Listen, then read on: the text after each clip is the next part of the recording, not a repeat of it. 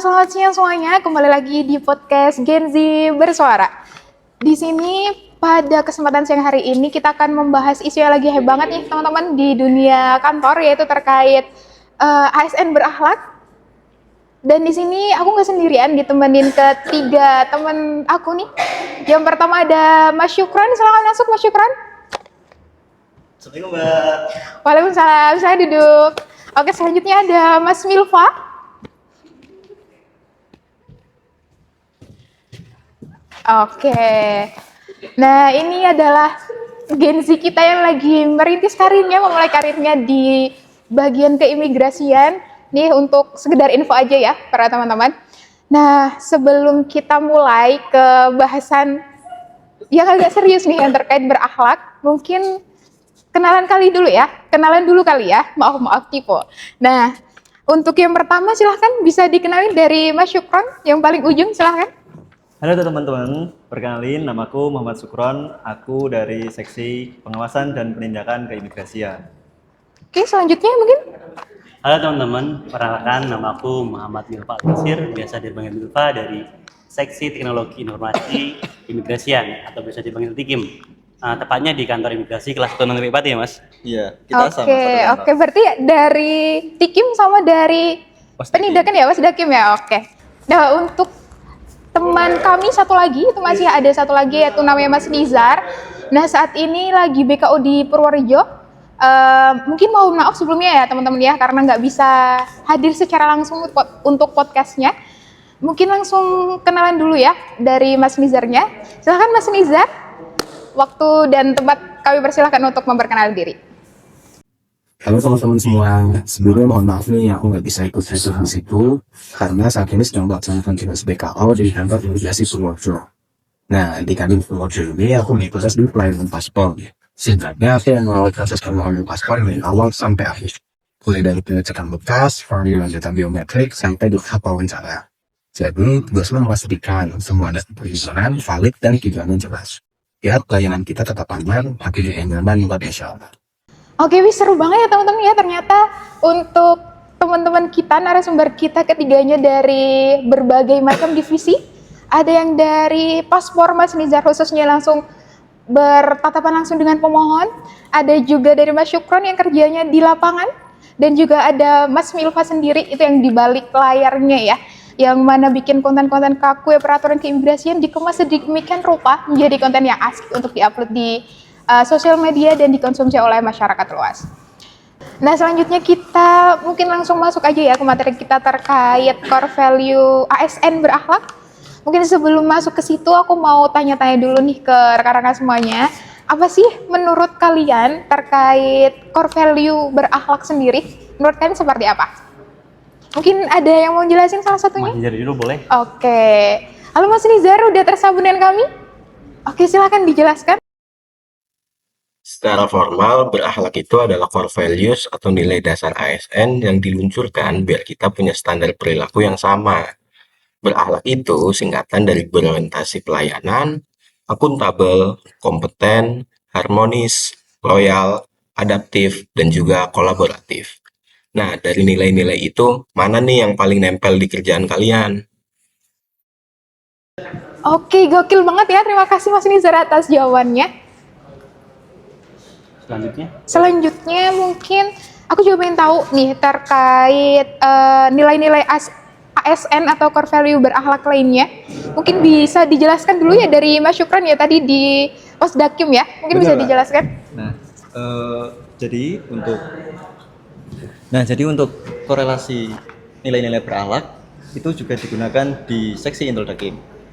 Salah satunya yaitu nilai kompeten. Jadi kita tidak boleh sembarangan menindak warga negara asing dengan asal-asalan. Kita harus mempunyai nilai kompeten. Kita harus mempelajari regulasi dan peraturan yang terbaru atau yang saat ini dilakukan oleh kementerian kita. Jadi tidak boleh sembarangan. Kita harus belajar dulu sebelum kita bertindak. Gitu. Oke, berarti kalau kompeten ini lebih ke bagaimana kita mengembangkan kapabilitas diri ya Mas ya, biar nanti pas di lapangan ketemu WNA itu nggak salah-salah. Iya betul, nggak salah-salah ya. Mungkin para teman-teman yang lagi mendengarkan bisa dicatat ya teman-teman ya terkait poin kompeten.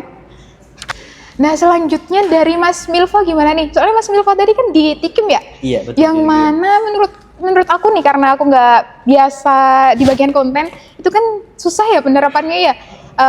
Karena kan yang kita ketahui untuk masyarakat umum, masyarakat awam itu kan nggak biasa untuk baca undang-undang terkait keimigrasian, peraturannya gimana. Nah, untuk Mas Milva sendiri kan amanahnya itu lebih cukup berat ya, karena gimana mengemasnya untuk menjadi konten yang mudah dipahami dan bisa dikonsumsi oleh masyarakat. Mungkin bisa dijelaskan untuk penerapannya? Terima kasih Mbak Mulia atas pertanyaannya. Untuk di Tikim sendiri sebenarnya banyak core value beralak yang harus diimplementasikan. Salah satunya adalah kompeten dan juga akuntabel. Di mana kompeten di sini kita harus bisa menggunakan software, bisa melihat sistem, bisa mengatur sistem.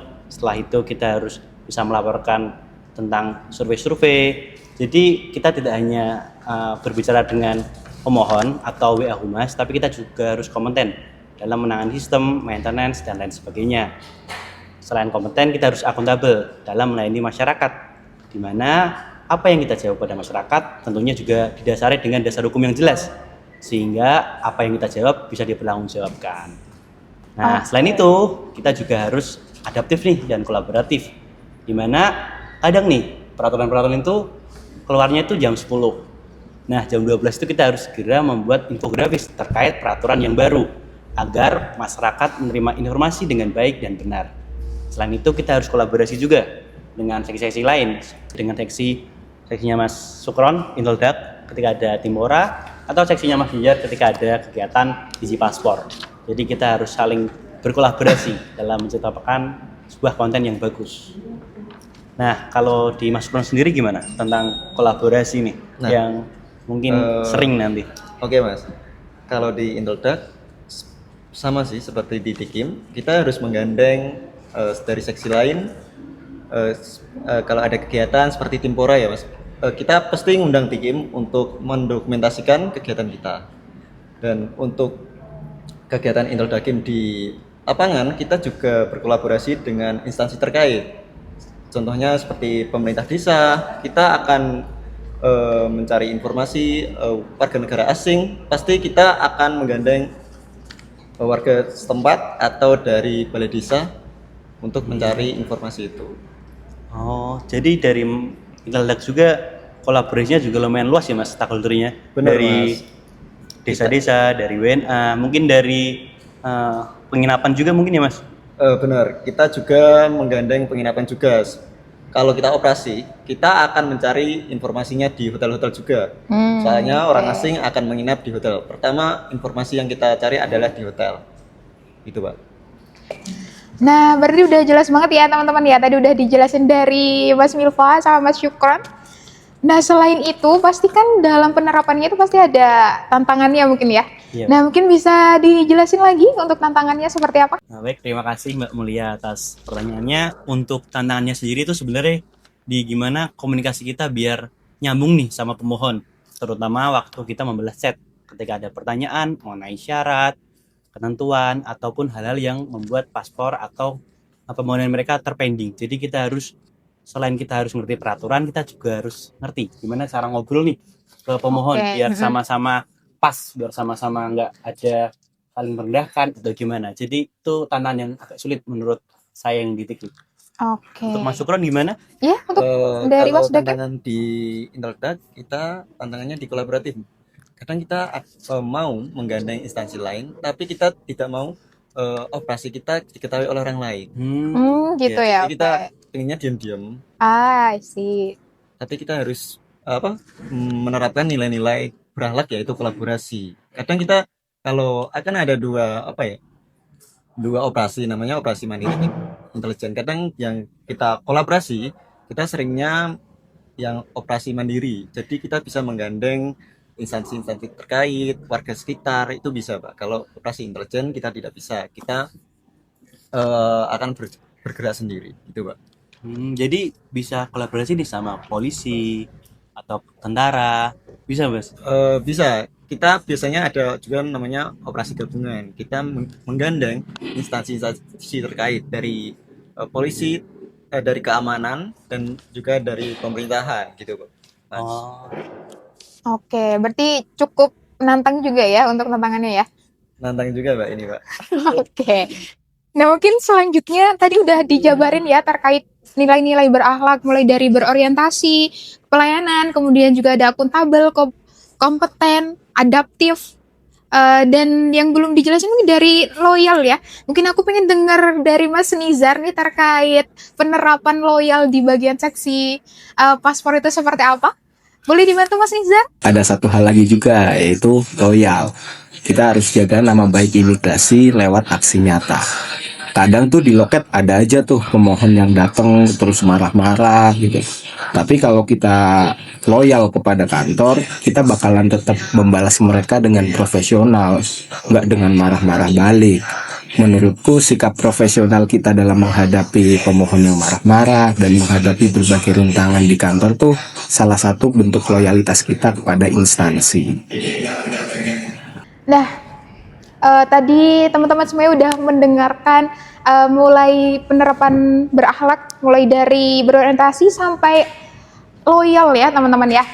Nah, dari semua itu, jadi mungkin bisa aku definisikan ya terkait core value berakhlak, mungkin istilah mudahnya itu aturan main kita ya teman-teman ya, supaya bisa bekerja dengan penerapan yang baik untuk memberikan kualitas pelayanan prima kepada masyarakat ya. betul, Kak. Oke, nah mungkin terakhir nih teman-teman sebelum kita tutup podcast pada siang hari ini, mungkin ada yang disampaikan nggak untuk masyarakat maupun pendengar ataupun sesama ASN nih dalam penerapan berakhlak nanti seperti apa?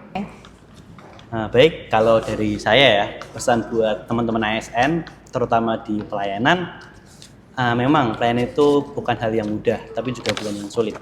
Tapi di saya itu menanamkan bahwa kita tidak bisa memuaskan semua orang. Jadi kita cukup melakukan hal yang bisa terbaik. Jadi kita melakukan apa yang bisa kita lakukan dan tentunya yang terbaik. Gimana dengan Mas Syukron? Dan untuk di Intel Dakim yang nilai yang paling penting yaitu nilai tentang kolaboratif. Kita tidak bisa bekerja sendiri, kita harus bekerja bersama-sama dan menggandeng semuanya. Itu sih, Pak. Oke, terima kasih teman-teman kita, teman-teman Gen Z keren ini yang di belakang meja layanan keimigrasian. Mungkin kita tutup aja kali ya teman-teman ya. Terima kasih banyak atas Terima kasih, sharing Mbak. sessionnya pada siang hari ini.